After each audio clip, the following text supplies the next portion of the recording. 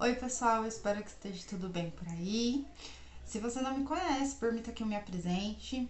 Eu sou Ariadne Neve, eu sou taróloga, cartomante e mãe, além de bruxa, é claro. Esse é o canal, o Tarô de Esmeralda aqui no YouTube, então eu já vou pedir, se você não conhece meu trabalho, para você se inscrever e deixar o seu like. E também comentar se você já conhece quais são as diferenças entre o tarô de Marsella e o tarô de Rider-Waite. Lembrando que essa é uma percepção minha, de acordo com os estudos que eu fiz, pode ser que algumas coisas elas não sejam exatas. Então, o que eu quero dizer é que vocês também têm esse espaço aberto para decidirem como é que vocês vão tirar as conclusões a respeito das cartas. Mas vamos lá. O tarô de Marsella, ele tem seu registro histórico datado lá por volta do século XIV, XV, e ele tem chaves muito simbólicas, tem cores muito...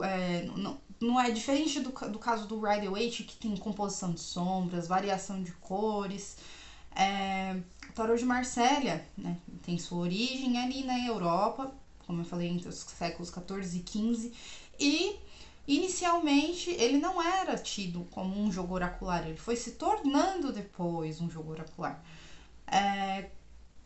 Claro que a gente precisa entender qual é a primeira diferença, principalmente com relação ao contexto histórico, né? Aos materiais que se tinham para reproduzir as cenas, para compor as ilustrações, né? À medida que foi passando o tempo, essas técnicas elas foram aprimoradas, né? As técnicas de registro de pintura, de composição de cores.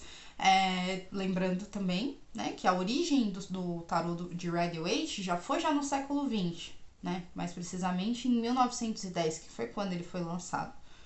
Então, existem sim diferenças, existem chaves simbólicas, existem...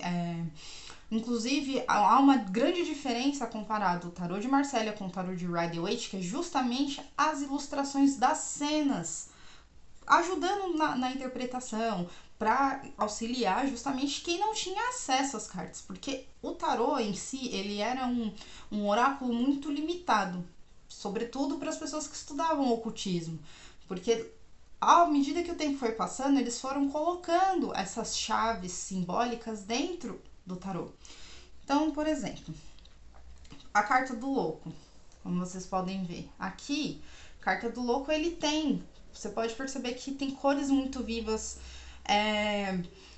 a cena atrás dele não tem cor, então refletindo branco. Tudo que tá aqui descrito, cada coisinha dentro dessa carta representa algo.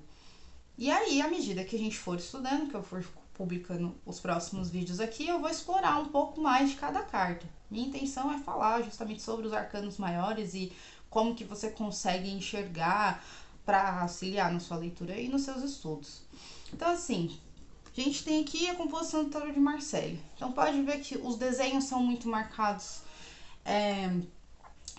as cores são muito vivas, então há uma predominância de cores primárias, como o amarelo, o vermelho, o azul.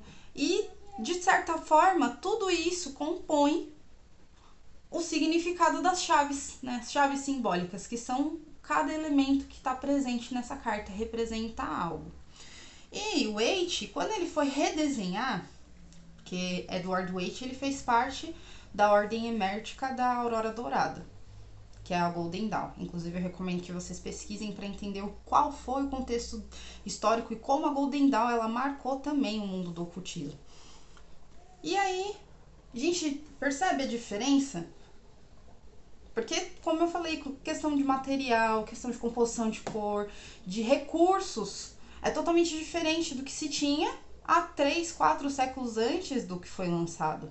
Então perceba que tem cores mais vivas, tem detalhes que também são considerados chaves simbólicas dentro do tarô de Waite e que vocês podem observar. Então, o louco, ele por si só, ele remete ao início, aquela despreocupação. Ai, deixa a vida me levar.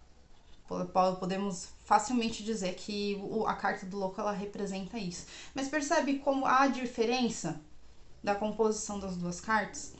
Então é justamente isso. É importante também a gente estudar os contextos históricos para entender até mesmo a evolução da pintura, o porquê que aquilo foi feito daquela maneira. Tudo isso vai fazer parte do universo do tarô. E outra diferença, que é o que eu havia comentado, que o Eight, ele traz também, né, na sua leitura com relação ao tarô, sobre os arcanos menores. Então, assim, a gente tem aqui o tarô de Marsella. Esse é o As de Paus, caso você não conheça. E veja a diferença do tarô de Waite. Então, assim, as chaves simbólicas, elas são as mesmas, que representar o bastão, que o bastão é o que, né, faz a referência do tarô na composição dos arcanos menores. Então, o As de Paus, do Marsella, continua com as mesmas cores vivas, né? A predominância do verde, a predominância do vermelho também, que faz muita alusão ao elemento simbólico do naipe de paus. E aqui, o Waite, ele já traz uma diferença que eu noto com relação aos tarôs. Que percebe que o bastão aqui, ele tá podado, e aqui ele tem os galhos, assim, como se eles estivessem brotando, criando vida.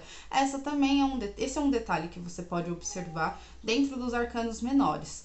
Cada arcano, ele tem a representação do seu elemento. Então, no caso, o naipe de paus é o bastão.